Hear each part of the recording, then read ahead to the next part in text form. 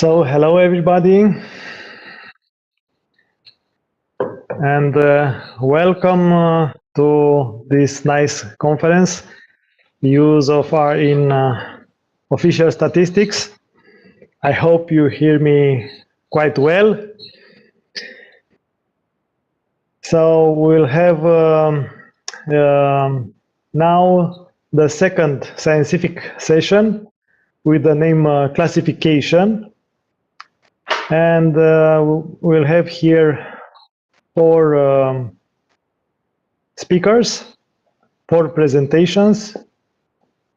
So I will kindly ask you to have the presentation in about 13 minutes in order to have 2 minutes for Q&A. And then at the end of the session, we will have lightning talks with about 5 minutes per talks per presentation. So I'm Ciprian ALEXANDRU from Romania, from National Institute of Statistics and from Ecological University of Bucharest. And thank you for all organization. Thank you, Alex. Thank you to all my colleagues. And from my side, I would like to wish you a very nice conference. So let's start with the first presentation. The name of the presentation is Classification in R. And the presenter is Susie Dentoft from Statistic Norway. So if you are ready now, Susie, you can share your great, thank you.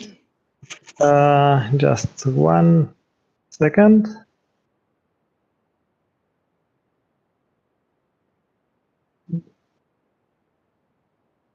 Let's see. I think it should work already, Susie, right? I think it should work. Yeah. Okay, thank you. I'll see if I can start that. Okay. Okay. So my name is Susie, and I work at Statistics Norway in the methods department there. And we are a group of people that work on both statistical methods and survey methods, but we also have a role in terms of maintaining R in the organisation.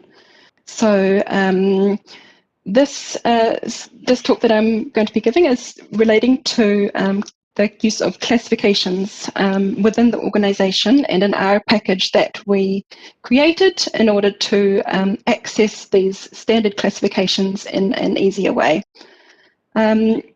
So the use of standard classifications is perhaps not the most exciting theme that everybody thinks about. There isn't any fancy algorithms or text analysts that I imagine some of the next talks will be about. But in terms of using standard classifications within a statistical bureau is very important in terms of harmonizing data sets and statistics across divisions.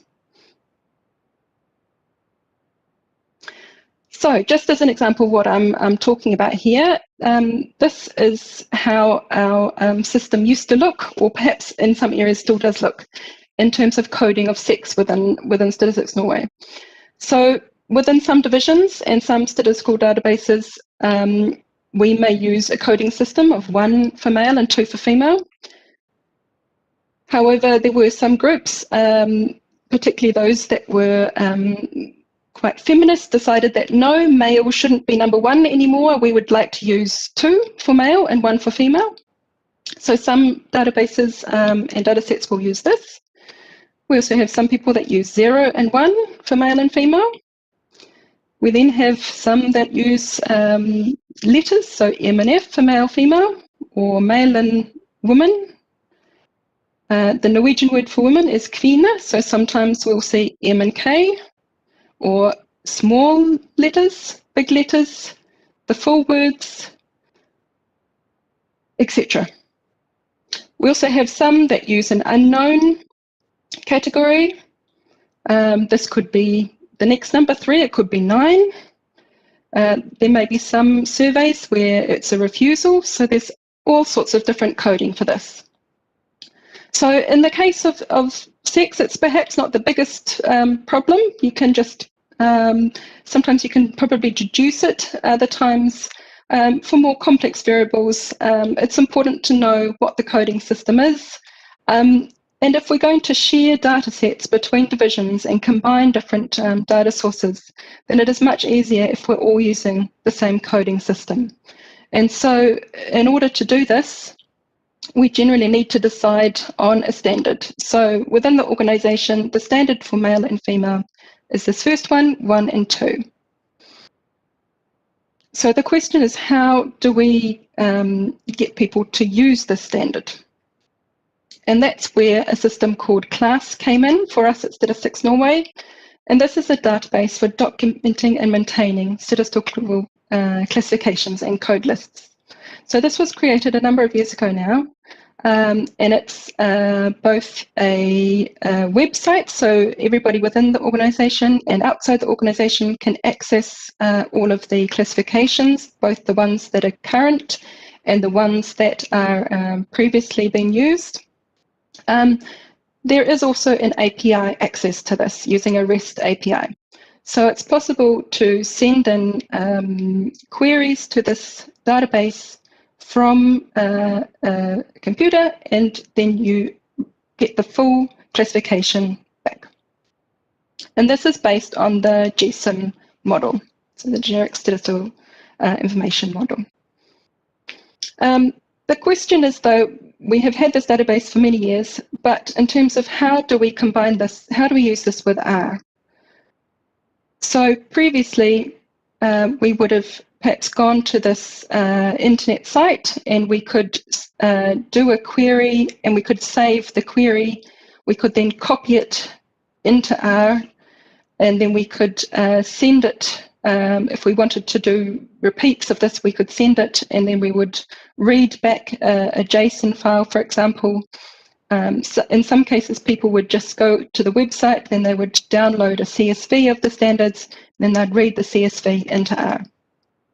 But it was a little bit, it could be time consuming, and if you weren't particularly knowledgeable with the system, it would take a reasonable amount of time.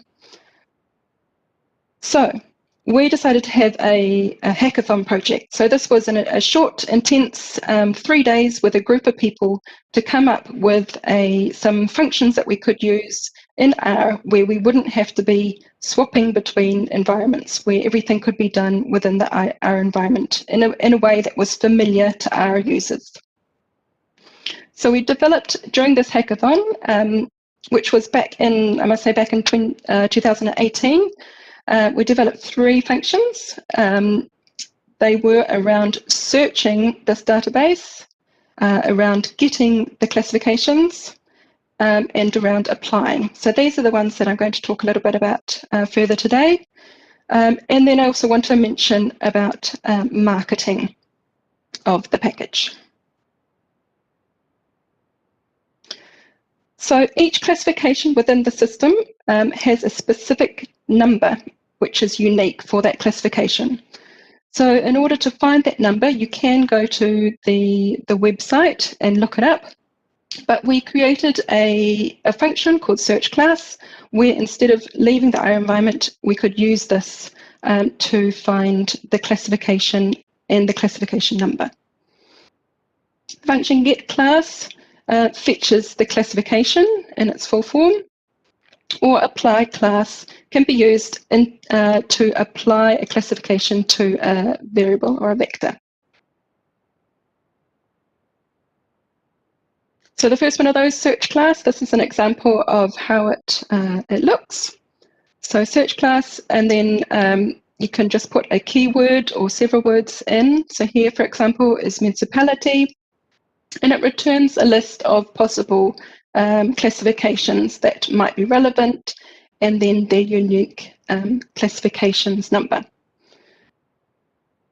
So this, this is very useful in terms of if you've forgotten, perhaps you know that there's a classification for the county municipalities, but you've forgotten which number it is. It's a quick function to be able to find that out. The classifications are listed within for several languages, so this can be used in both English and the 2 Norwegian languages, and it should come up with the required results. The next function, getClass, so this returns the full classification. So for example, this is an example for occupation codes. So that is class number 7, so that's specified first. And then other things that can be used in terms of the parameters are language. So for example, English is EN, or Bokmål is NB. You can also specify a date. So all of the classifications are date stamped. So each classification will have a start date. So if you're looking for a classification that is no longer used, but was previously used, and perhaps if you're working on older data sets, it'll be important to match up the correct classification. By putting in 2 different dates, you'll get all of the classifications relevant during that whole period of time. And there's also a correspond option whereby you can get the changes. So that'll just list out what, if there's been additions or changes to the codes, which can be very useful.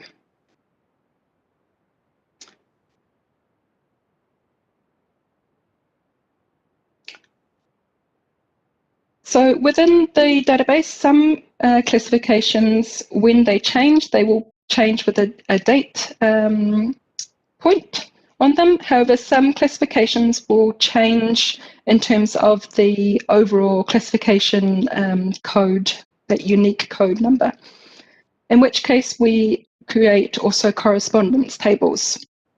So this is generally between different versions of standard classifications, but some classifications do create new versions for each time. So there is some, it's not completely standardized between our standard classifications.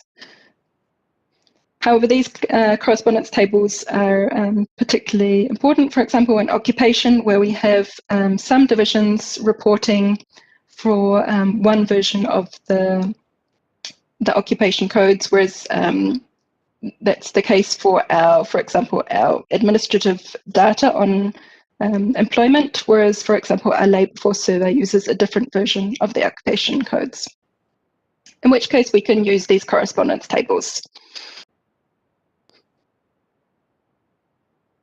The final thing was apply class. So this is, we identified 3 needs that are often useful in terms of our data sets. So for example, if we have a data set, here's some standard industry codes.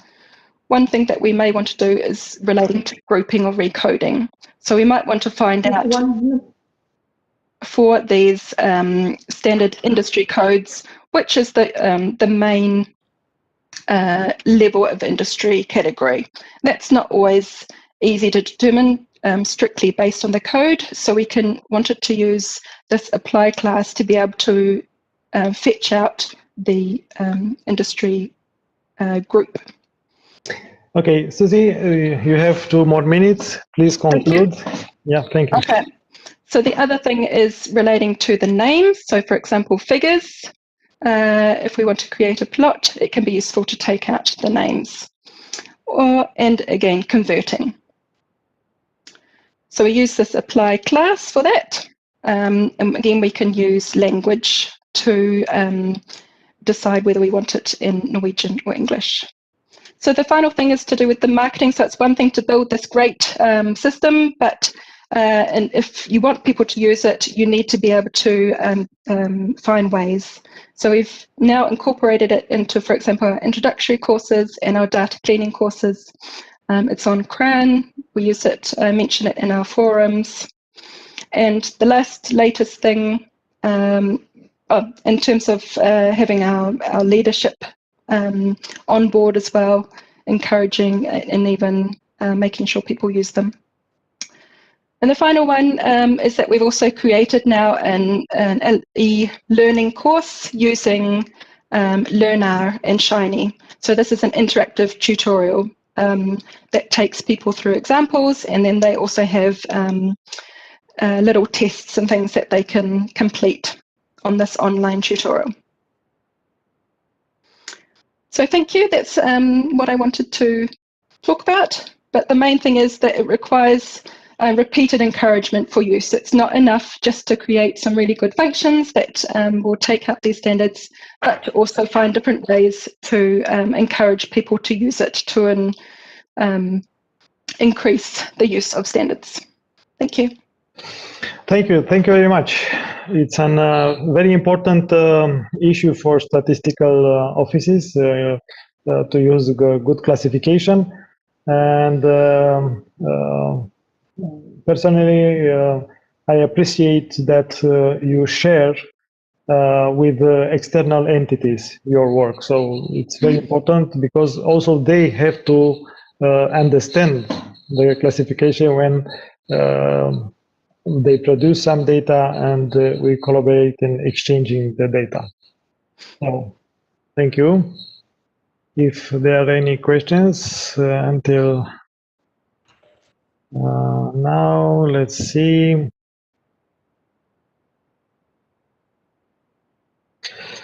It's only one question from Olaf. Did you maybe consider to connect to their classification requires such maybe SDMX registers from Eurostat? Yeah, I haven't looked into this actually. The system includes both sort of international and internal, and in order to have all the Norwegian names and things, it was important for us to join up to our internal system. But yeah, no, it could be interesting to look at the external, the Eurostat one as well. It's a good suggestion. Thanks. Thank you. Thank you. So I can thank you now, Susie, for your presentation, for everything, for closing, because you are so close to our conference by so many years. So thank you for all your contribution in our community. I will change now the presenter.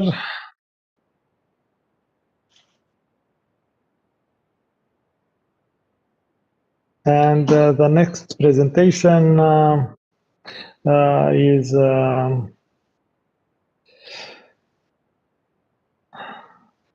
Julia Litovchenko with a presentation methods for classifying non-profit organizations according to their field of activity.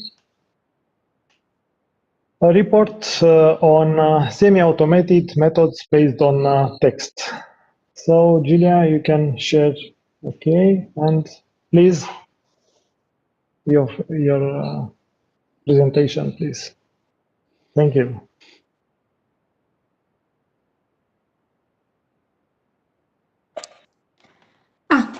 You unmuted me? Thank you. Yes, yes.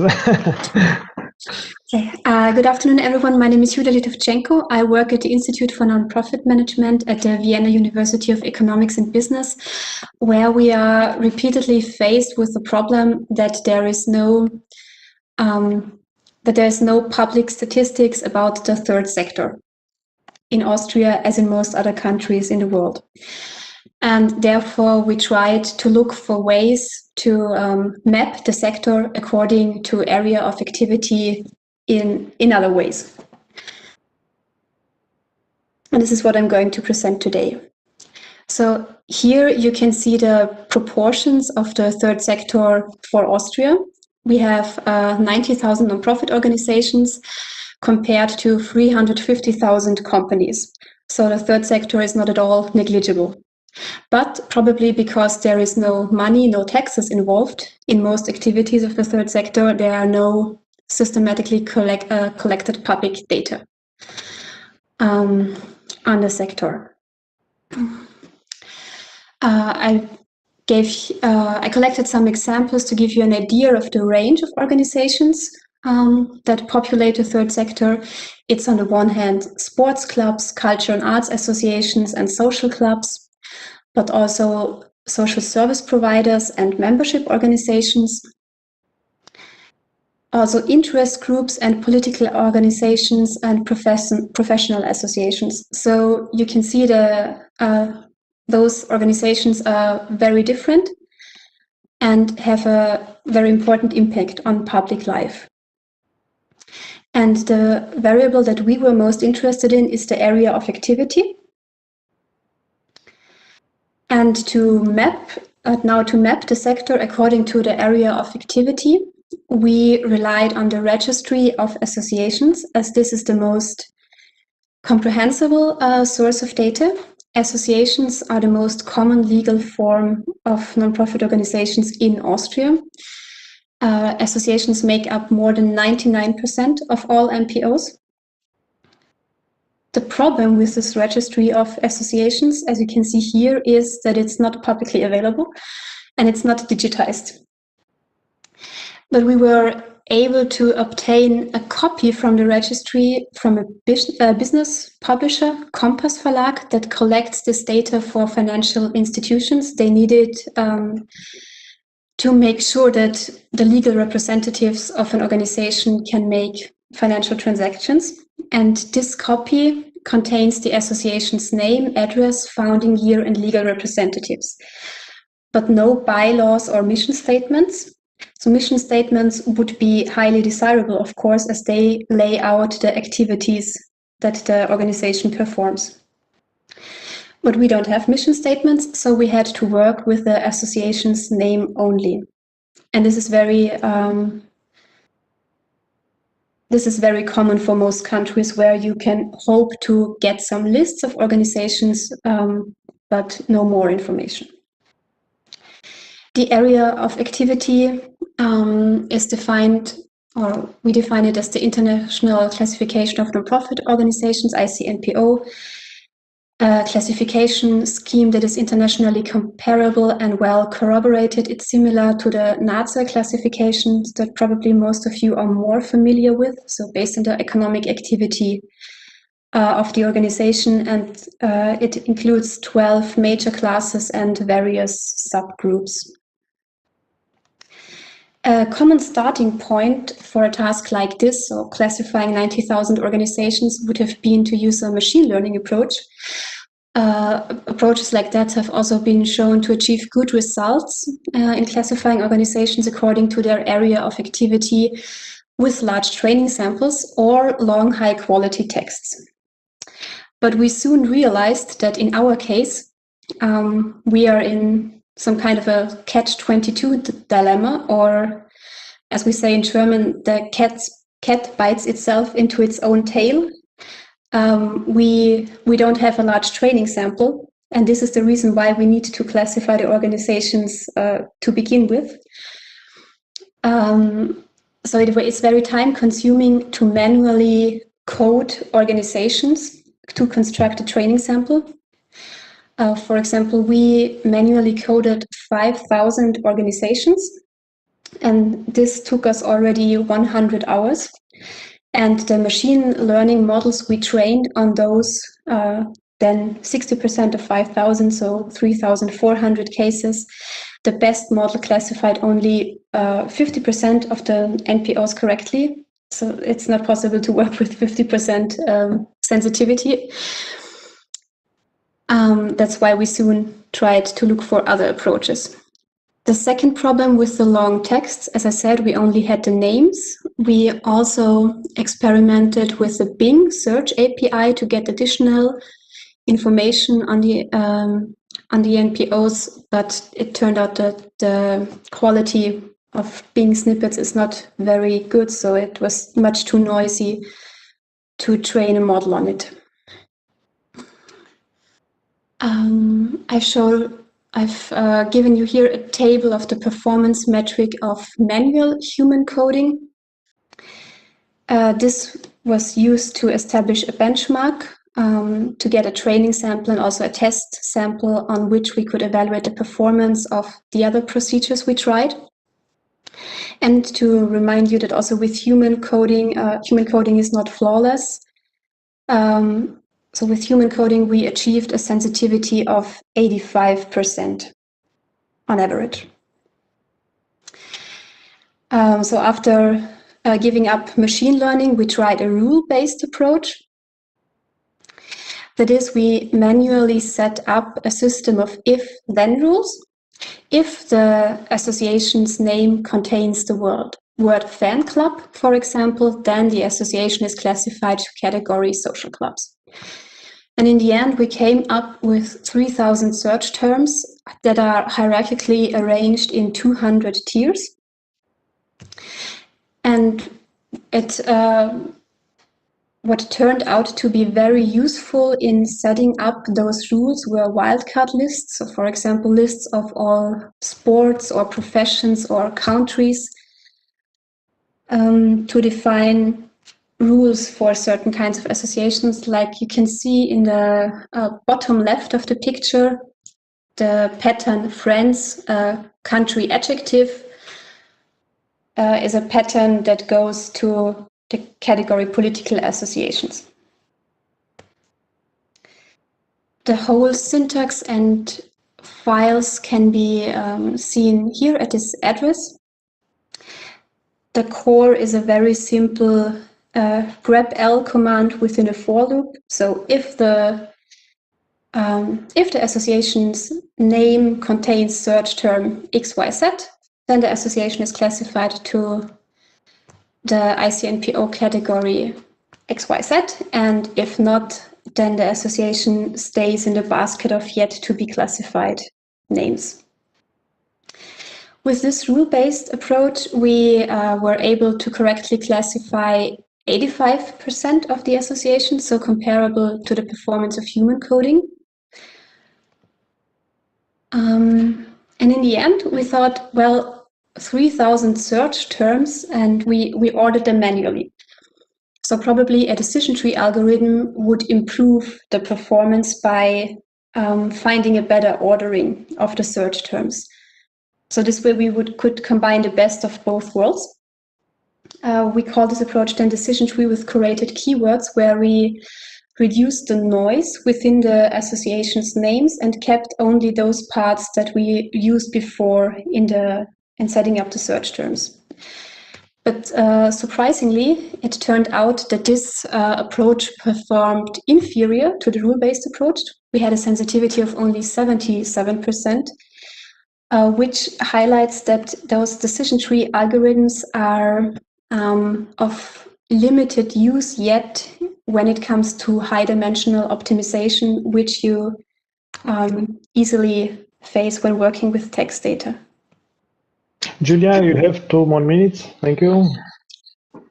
And there I am at the conclusion already, that nonprofit organizations can indeed be classified based on their names only with those rule-based approaches.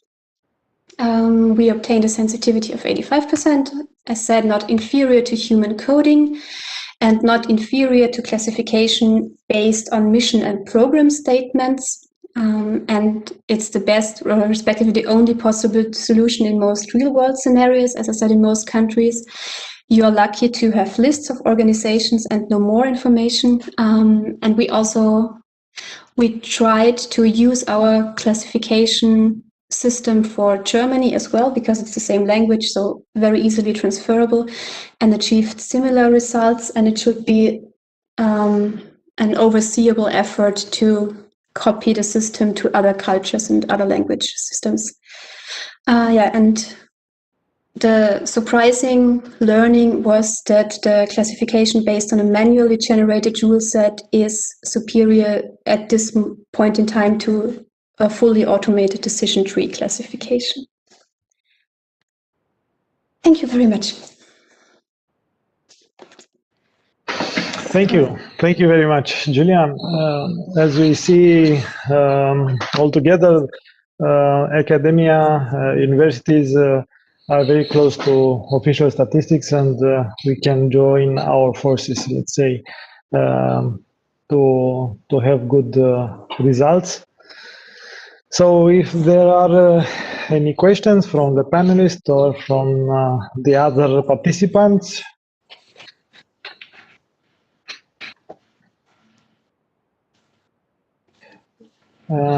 Julia, did you find some nice R packages in order to improve your work, or you think about to search on specific packages, maybe? No, not really, as this is such a simple, so the R part was very simple in this case, but still very useful for us to have a mapping of the sector in the end. Okay, thanks. Okay, I will invite also the participants to address questions to the panelists, to author of the presentation, and also the panelists to answer to the Q&A through the chat here in the WebEx platform. So thank you very much, Julia. We will go on to the next presentation.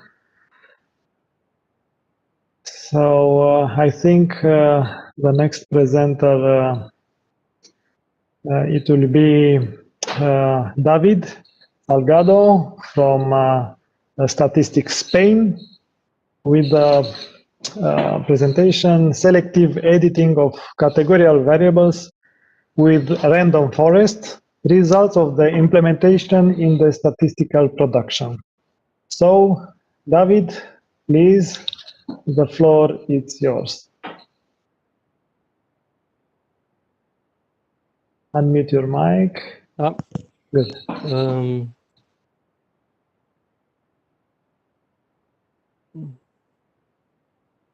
I would like to use the complete, let me see. Okay, so can you see my presentation right now? Yes, full screen. Okay, thank you. Okay, full screen. Thank you very much. Thank you, Ciprian. I would like to begin by thanking Alexander and the rest of the organizing and the scientific committee of the conference for giving us the opportunity to share our humble work with R in Statistics Spain. My name is David Salgado. I work as a methodologist at Statistics Spain, and this is joint work with my colleagues from the Health Statistics Unit at the Statistics Spain and from the some distinguished members of the IT department.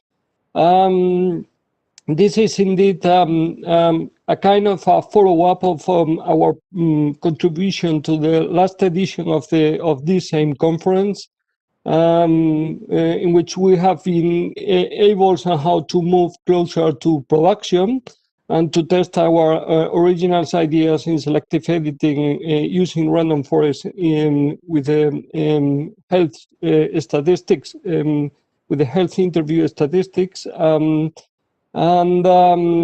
Probably from those of you also already working in statistical offices, you know, you are probably very sensitive to how difficult sometimes it is for us to move our ideas and to our proposal to productions. And in this sense, I would like to very sincerely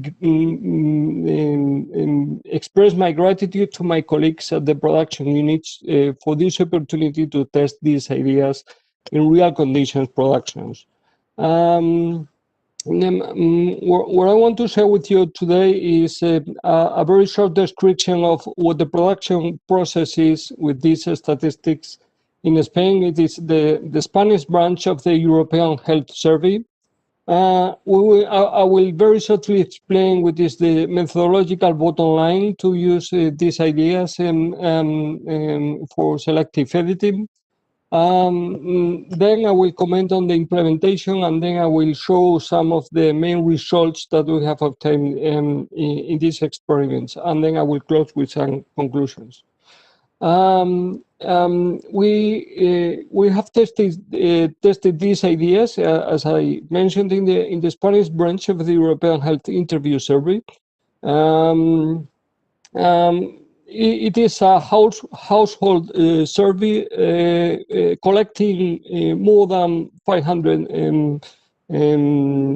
variables. To test these ideas, we have focused on a very important variable for the subject matter expert, which is the occupation variable. It is a categorical variable in which the interviewer, in which the respondents provides his or her occupation. Right? We use for this Spanish adaptation of the International Statistical Classification of Occupation. It's what we call our national classification of occupation. It is more detailed adaptation of this international classification, as I say, more adapted to our labor market.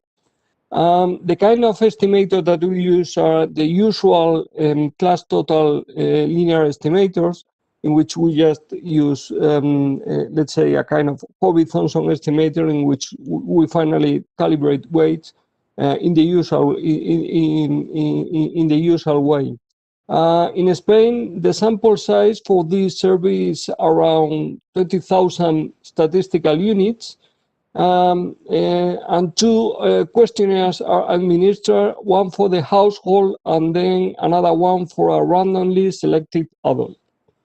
In the traditional production process, the editing phase basically amounts to conduct a systematic interactive manual editing of each questionnaire, taking into account any other nuclear socio-demographic variables such as the age, the gender, the professional situation, the economical activity, and the income interval. In this way, Statistics Spain usually contracts editing clerks, which are specifically trained for this survey, and they follow very strict guidelines decided by the subject matter expert. So in this sense, for what I'm going to explain, you can consider this traditional procedure as some kind of as a golden standard for editing, right? Now, in production, the data collection is run, and we receive data every week. So we receive weekly batches, which are then loaded into the manual, into the system, and then are subjected to these editing clerks to follow all these guidelines and to revise and correct the errors.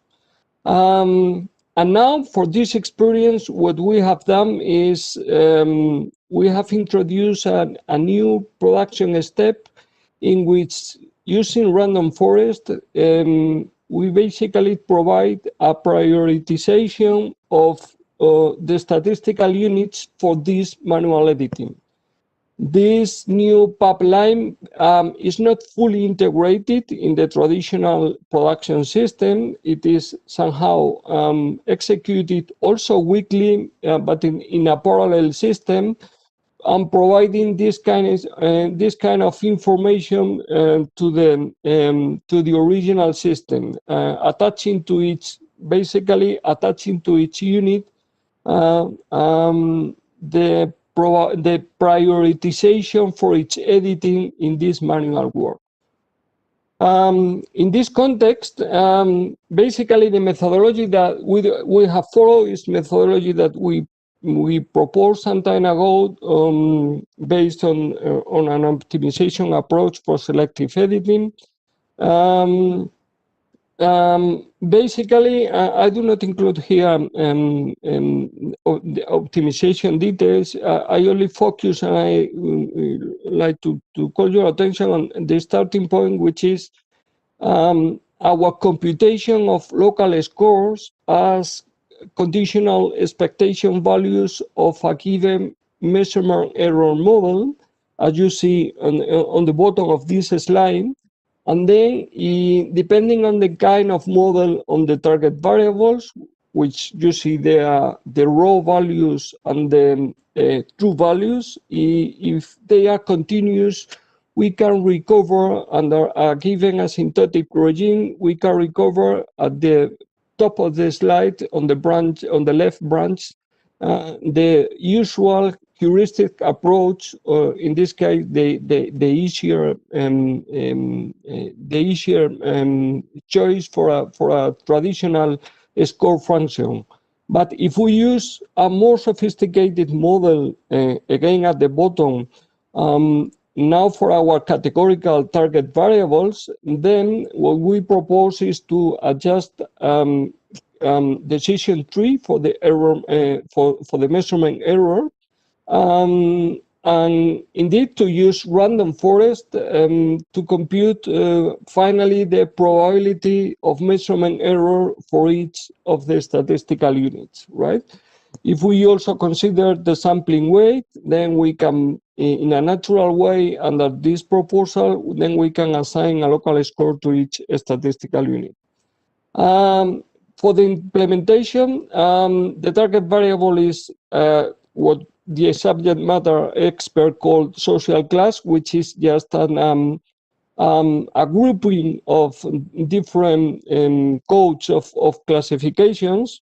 We use as predictors different variables already contained in the survey.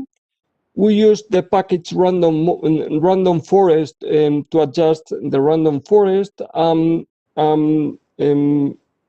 To train the random forest, we used some historic data sets of both the European Health Survey and the Spanish Health Survey. And as we progress in our, on the editing work, we also incorporate the on-course already edited data sets, right? And then we apply these trained random forest models. We apply this to the collection of questionnaires not yet edited, so that we can prioritize the units according to the suspicions of error in the occupation variable. I must mention that for the first two accumulated batches, which amount to more than 5,000 units, all questionnaires have been manually edited, right? Not taking into account the prioritization for these first two batches, everything has been manually edited. I must mention that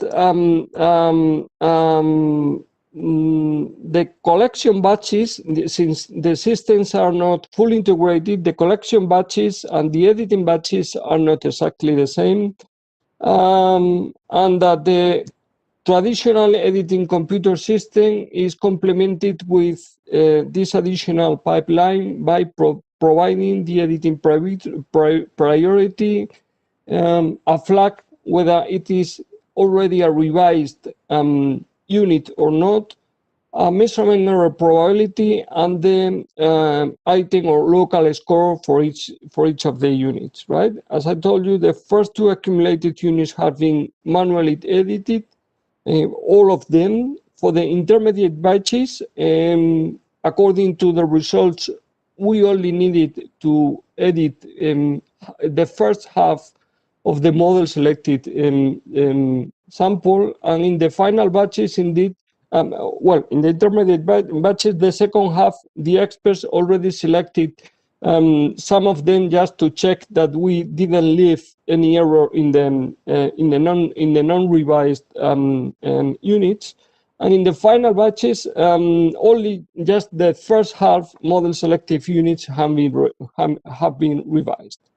Regarding the results, different aspects of the results, we are still analyzing this. Regarding the quality about the prioritization of units, for each of the weeks in which we have been producing or training and fitting the random model, the random forest model, we reach on average about 70% of the area under the curve, so that the prioritization provides already some kind of information about where the errors are, in which units you find the errors with higher probability. I must say that the model is not optimized in terms of the reversers, and probably in the future we can still further research on what kind of reversers we can keep on including in the model to increase this area under the curve. But for us, the priority was to test this idea in production. We have also take a look at the relative pseudo bias for each of the for this variable social class and for each week, and we see that the pseudo bias is immediately reduced according to the according to this prioritization. There are some exceptions, for example, for the fifth social class, in which we still need to take a closer look to the reason why we don't identify clearly this the errors in this class. David, yeah. I think the time is running up quickly, so please conclude. Okay. Thank you. Okay, I'll go directly to the conclusions. Errors have been ranked first. We have been able to check it. We see the errors have been appearing up to a point in which no more errors are in each revised sample. We can also have some measure about the importance of variables. And finally, I can say that we have reached an effective prioritization of the units. And personally, I'm convinced that a collaboration of subject matter experts, methodologists, and the IT experts is absolutely fundamental. An important idea that I've learned from this experience is that instead of going for a fully optimized mathematical or statistical methodology, sometimes it is better to go with a simple model, go directly to production, take your conclusions, and then keep on improving. Regarding the software development, we used a package that you can find there in my GitHub account, but it is fully dependent on the internal ecosystem of our data representation model in Spain. So it is not very exportable. Let's say our wish is that we can mimic the validate ecosystem for data editing in the future. So that's all. Thank you very much. Thank you, David. We have one question. You partially answered to that question. Did you validate the results against the tradition, meaning the manual editing approach? The question comes from Thomas Berg. Especially in the first 5,000 units, everything was traditionally edited in a manual editing, not taking into account the results of the random forest. And then we could compare the prioritization provided by the random forest and the results of the manual editing. And indeed, what you see here in these two first batches is that the errors were ranked first. so that we can be rather convinced that the random forest is identifying those units with measurement errors in the first place. Okay. Thank you very much for your presentation. Very nice presentation, and we think that in the future we can use their idea and also your package. Thank you very much, David. Thank you. So next we have another very interesting presentation. Easter Eustache, I will change now the presentation to Easter. Yes, now you can share your presentation. The presentation is about balanced imputation for Swiss cheese non-response. Okay, so the floor is yours, please. You can see it's okay? Yes, it's okay. It's full screen. It's everything okay. Thank you. Okay, so hello everyone. So this presentation talks about an imputation method for dealing with a particular type of non-response that we have called Swiss cheese non-response. This method has been developed by Audrey-Anne Vallée from the University of Laval in Canada, and by Professor Yves Thier and me from the University of Neuchâtel. So we will begin with an introduction in order to briefly introduce the non-response, and especially the Swiss cheese non-response, and some notations. In the second part, I will just explain the imputation method. And then we have developed an R package that is already available on GitHub. So I will finish by showing you some error codes to show you how using this package to impute datasets containing NA's values. Okay, so the non-response. So a little introduction. So suppose that you have a sample S of size n of individual for whom we want to observe G variables to obtain a vector xk. So for example, the height, the size, the weight, or the number of children. And then some of your collecting data are not usable or missing because, for example, people didn't want to answer to some questions. So you can thus divide your sample in two subsamples denoted by SR and SM.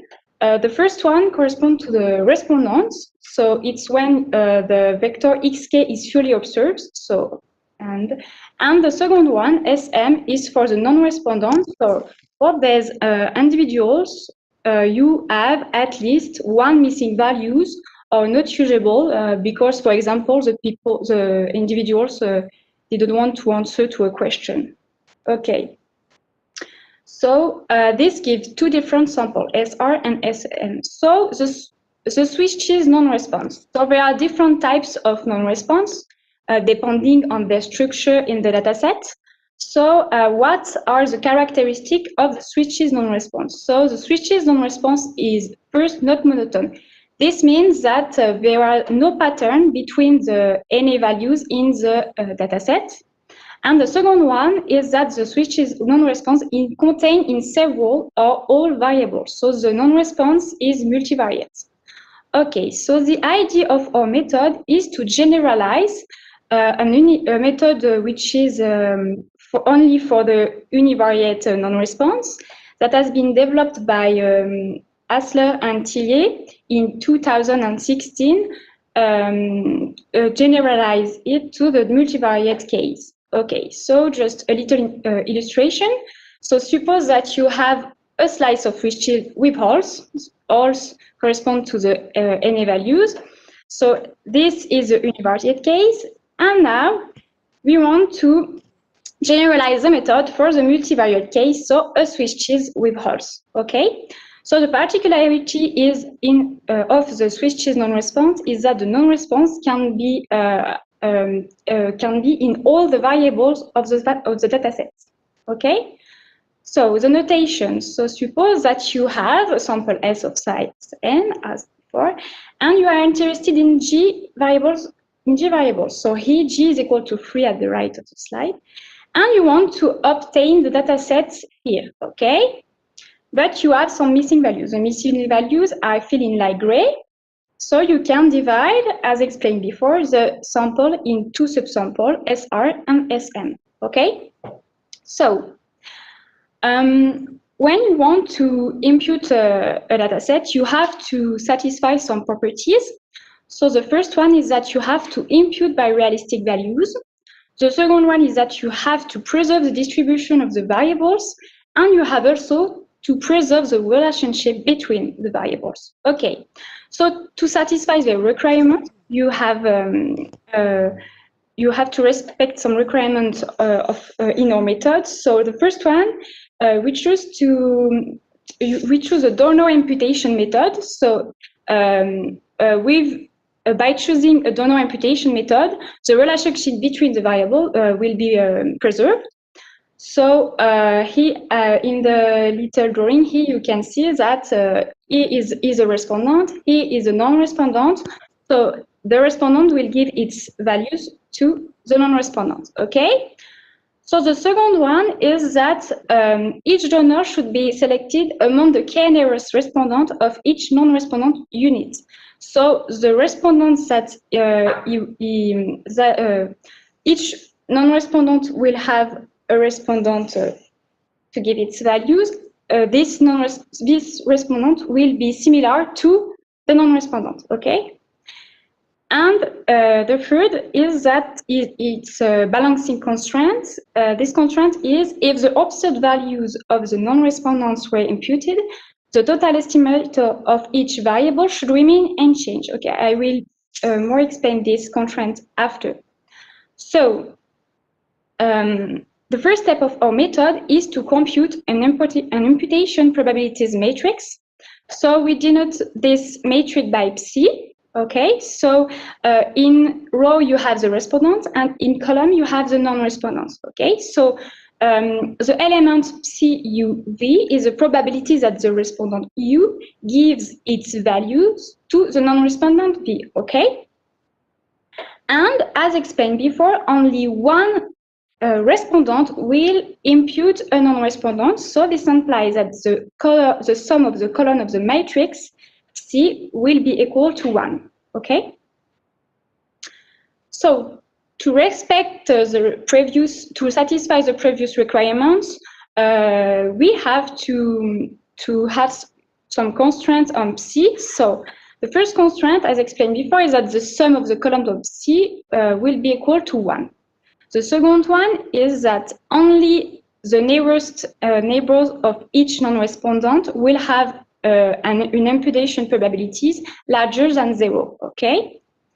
And the third is the balancing constraint. So this balancing constraint can be writing as this equation, okay? So here you have the imputed value of xvj, okay? And you have to satisfy this equation, okay? So, steps to obtain final matrix psi. So the first step is you have obviously to initialize the matrix psi, okay? So by 1/k if the respondent is in the nearest neighbor of the respondent, and 0 otherwise. And in step 2, you update the matrix psi using an algorithm of calibration proposed by Deville and Sarandal in 1992 in order to satisfy the previous requirements. Okay? So when you have your imputation probabilities matrix, you want to obtain the final imputation matrix. Okay? So, for example, the elements here, so in the second row and in the first column, means that the first non-respondent will be imputed by the second respondent, okay? So, to obtain this matrix, we have used a stratified sampling method such that the columns of psi correspond to stratum, okay? So we want to only select one only one respondent per non-respondent, okay? And the matrix C respects the previous requirement as the matrix P, respects the previous requirements as a matrix C, okay? So the balancing constraint of requirement P is also satisfied for phi, okay? So we have developed an R package called the Swiss cheese, okay? And with these commands, you can download this package, okay? So I will just show you a little example. So suppose that you have a data frame denoted by XNA, okay? So here there are the non-respondent units, okay? So SM, the sample SM, subsample. And here you have the subsample of respondents, okay? In the dataset. So as you can see here, the data set of only the non-respondents. So here is the non-respondent, and for each non-respondent, there is at least one missing values in the vector xk, okay? And here you have the respondents, okay, in row. Okay, so you just have to use this function to impute your dataset. So the first parameter is the data frame with missing values. Here you have the sampling weight. So the number of neighbors k, you can choose the value, or if k is equal to null, the optimal k to obtain a solution to the previous equation will be chosen. And here the tolerance parameter, and here the maximum the number of iterations to consider convergence of our algorithm. Okay, so here you have, after applied this function, you have the optimal number of neighbors because k is equal to null. And here you have the non-respondents, so you can see that there is no NA values after the function Swiss cheese impute. Okay, so thank you for your attention. So a little bibliography. Thank you, Esther, for your presentation. Good timing and very animated presentation. Also very well presented the theory of your work. Good, thank you. So let's see if we have some questions.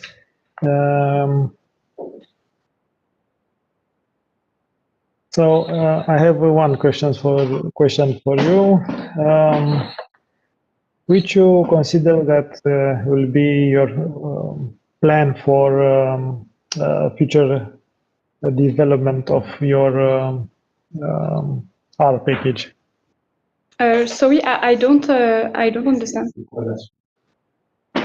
Which will be the future steps in developing the R package?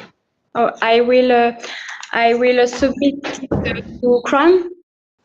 I think in the following weeks, and the paper will be also submitted to a journal about this method.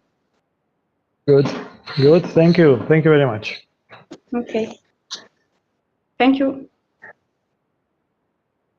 So thank you to all participants being with us at this very nice conference.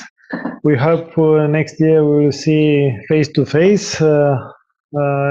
In any case, we will see next year in the next conference. So I think now I will pass the presenter mode to Alex in order to introduce first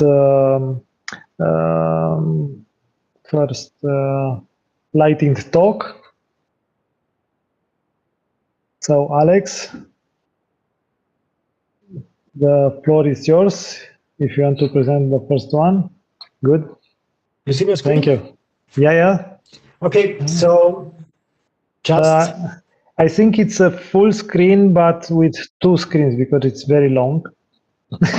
It's not that full screen before, because if I start full screen, then the 20 seconds will count also for me. Good. Thank you.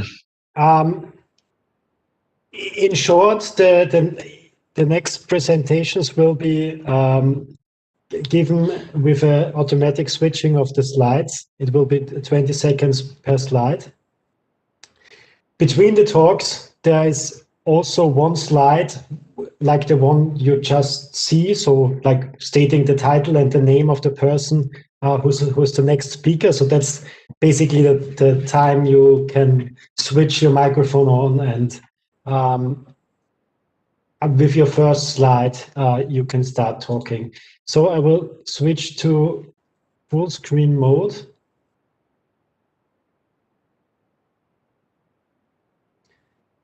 And I hope you see now the presentation full screen, right? And with that, I would hand over to Matthias that he can start his presentation. In 20 seconds, it should be his first slide, or less than that. Well, thank you very much. I'm Matthias. You already saw my name, and you saw that I work for Deutsche Bundesbank. And more specifically, I work at the research data center. Why am I telling you that? It's important because that's the reason why I spend time on our package for disclosure control in the context of research data centers. This is joint work with Tim Becker, who's also in the audience. In order to understand the package, you need to understand a little bit about what a research center does, and which is what we do is we provide formally anonymized data to researchers, and we do that in a secure environment. So researchers don't have internet access, and they can't get the results without the help of the staff from the RDC. And the RDC staff needs to check if there is any confidential information within the results from the researchers. So one important aspect here is that the researchers are in charge of providing all the information and to show us, the RDC staff, that their results are not confidential. And this is where RDC log comes into play. It provides utilities to help researchers show that their results comply to our rules. The rules are not that difficult here. The package comprises two simple rules. The first one is that each result must be based on at least 5 different entities. And the second rule, which is also known as a dominance rule, states that the largest 2 entities must account for less than 85% of a result. The second one mainly applies to descriptive statistics, the other one more generally. So this is a theory. Next step is to dive into a small example. Here we have an example data frame. There is an ID column which identifies the entities in this data frame. We have the variables sector and year, some factor variables for grouping, and we have some value variables, val1 and val2. Now suppose you are a researcher and you want to calculate the mean for value 1 grouped by sector. This is how you could do it using data table, which is also used under the hood of SCC log. And now you need to show me as a RDC staff member that these results are fine in terms of confidentiality. And this is you can do with the function SCC descriptives, which is part of the SCC log package. And you provide the data frame, the ID variable, value variable, and the grouping variables. And hopefully your output complies to the RDC rules. Obviously, this is not always the case. In this case, we grouped the calculation by sector and by year. And as you can see, we have some disclosure problems. For example, in the sector year combination AS1 and year 2019, there are only 4 distinct IDs. Apart from this, you can check your models for disclosure control, and you can calculate non-confidential minimum and maximum values. which is also helpful for descriptive statistics. But why is it called STC log? Here you can see the basic workflow we've implemented at our research data center, and it works as follows. Researchers code their analyses in R scripts, and within these R scripts they need to implement and they need to use the functions mentioned before, like STC descriptives and STC model. And then they feed these scripts into the function STC log from the STC log package. And STC log is basically a wrapper around the source function, and it writes everything from inputs, outputs, messages, warnings into a log file. And this log file is used for manual checks for confidentiality by the RDC staff. So that's the reason it's called STC log, because it's centered around these log files. So if you're interested in this work, get in touch. You can install the package from Ciprian. You can install the development version from my GitHub account. You might want to follow me on Twitter or review the slides, which are also available on GitHub. And thank you very much, and I'm happy to hear from you.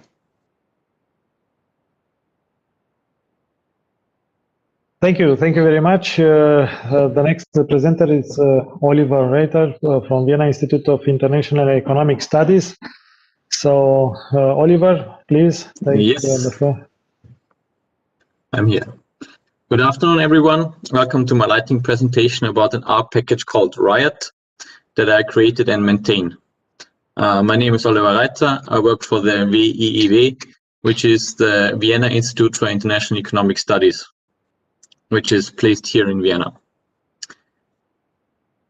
The Riot package contains functions to deal with supply and use tables, as well as input-output tables.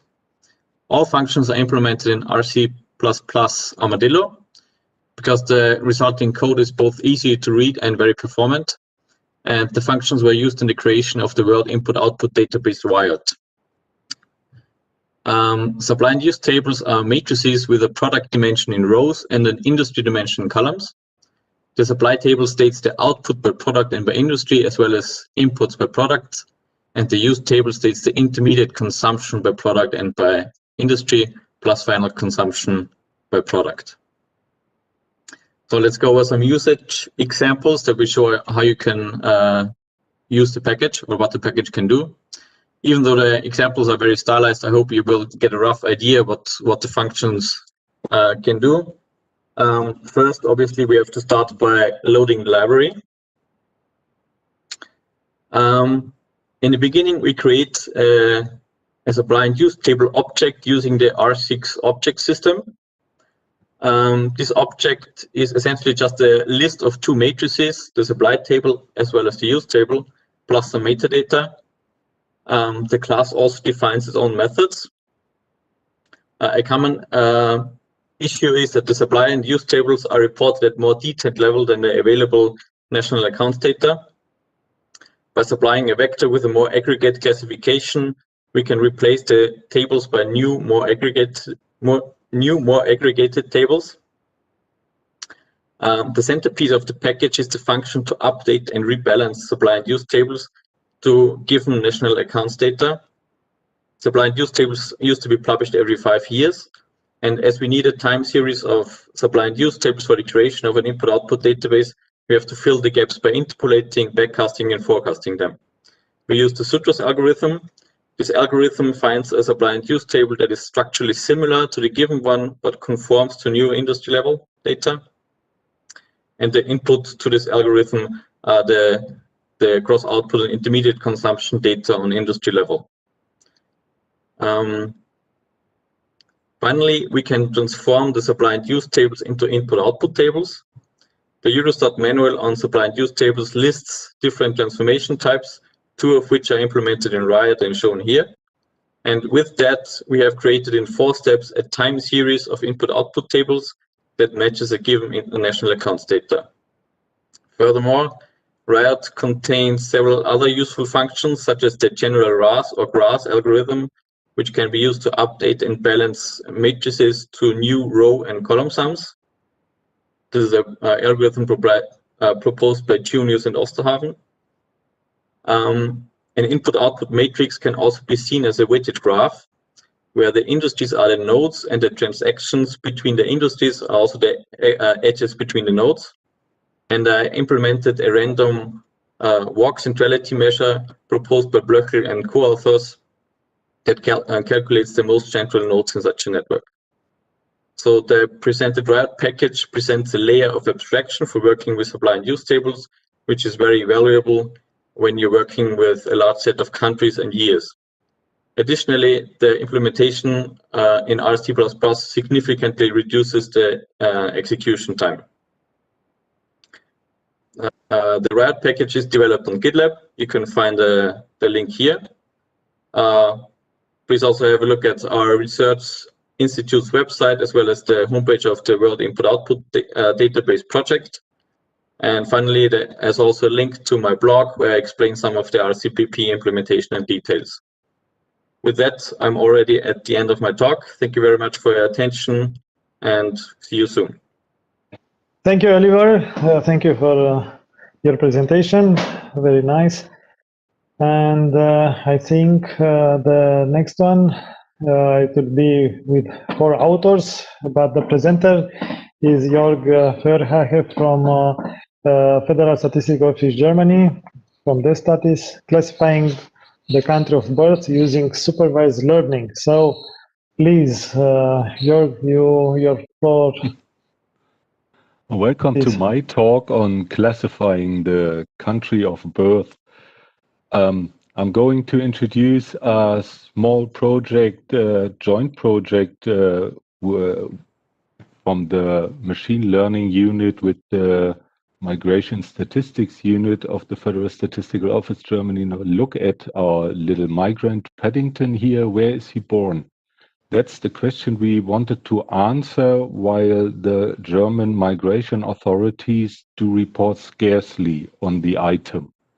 But what they do report on is the country of origin. So where does he enter Germany from? The nationality, date of birth, religion, and place of birth. With the item place of birth being the strongest predictor. But place of birth is a free text item with no additional checks. So consider here the entries from Mumbai, which would lead to the country India, which we found in the data of 2017, which we used for training, to see all the issues with spelling, historical names, and so on. To answer the question, country of birth, we tried 2 approaches, a lead file-based deterministic approach and a supervised learning approach. The lead file-based approach would have at its core country place file and use deterministic rules to figure out which country would be the important one, which would lead to lead file maintenance problems. The supervised learning approach, on the other hand, would make lead file maintenance obsolete, but would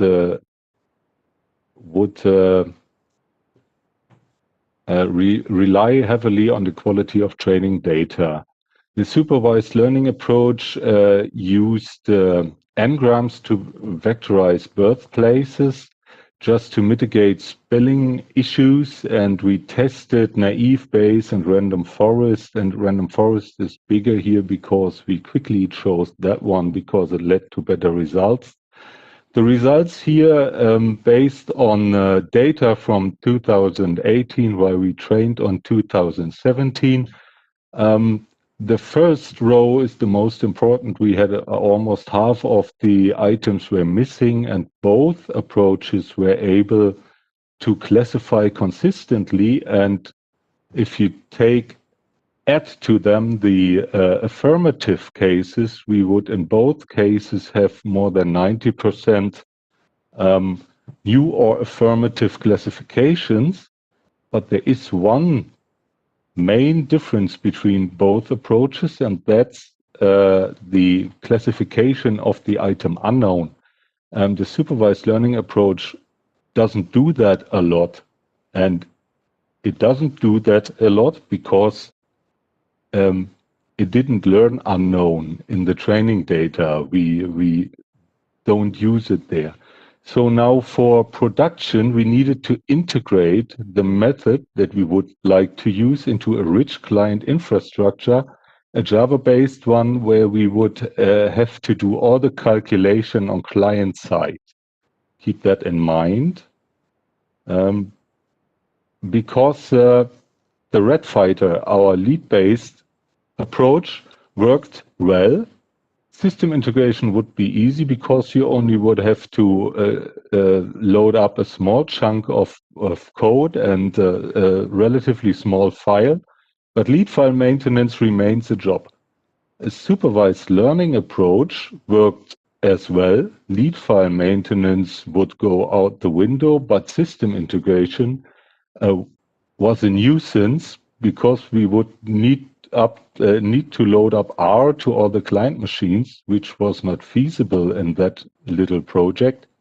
So in the end, mainly for the ease of integration, but also for the slightly better results, the Red Fighter, the lead file based one wins, but the second fighter, the supervised learning approach, still plays a role in lead file maintenance. Sorry.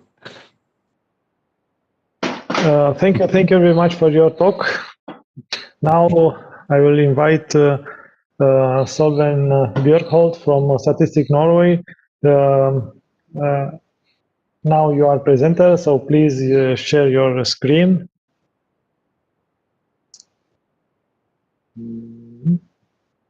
Let's see here.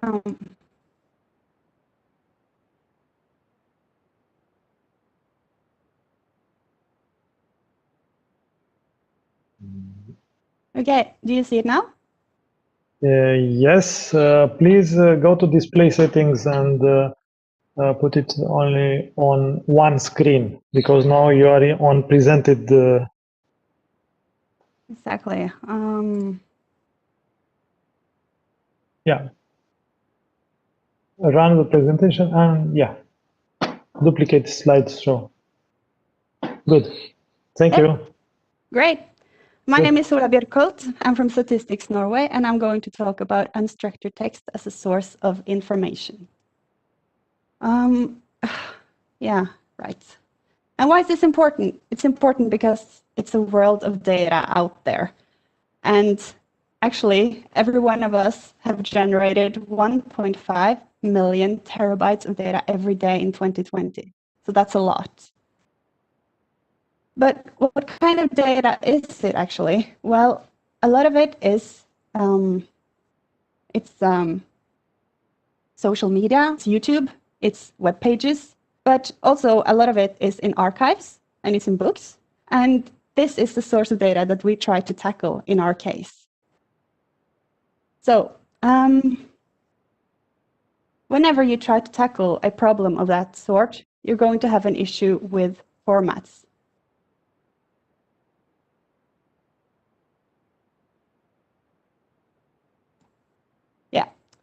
So the issue we try to tackle here is, well, we have a TIFF file. That's a picture. A picture is worse than a TXT file, and a TXT file is worse than a PDF, and a PDF is worse than an XML. And we realized that because these are different degrees of structured data. A picture is not structured at all. Text is somewhat structured. PDFs, a bit more, and XML is perfect. What we were dealing with initially was an archive with scanned pictures. So this is important information. It's annual reports. People used it a lot to access that information, but they had to go through the information manually and read it as you would a document. And as we realized this, we looked at it and thought, what? No, people can't work like this. We have to get this data out and use it in statistics. So we thought, okay, how are we going to go ahead about it? Well, the first thing we did was we looked into a optical character reading method, and we found Tesseract. It's a machine learning algorithm developed by Google, and it's available on GitHub, so it's an open source, and it's very good. It's better than the one we had initially. And with multiprocessing, we were able to put this algorithm to use on several annual reports at a time, and what we got was TXT files. So now we actually had text showing us the information.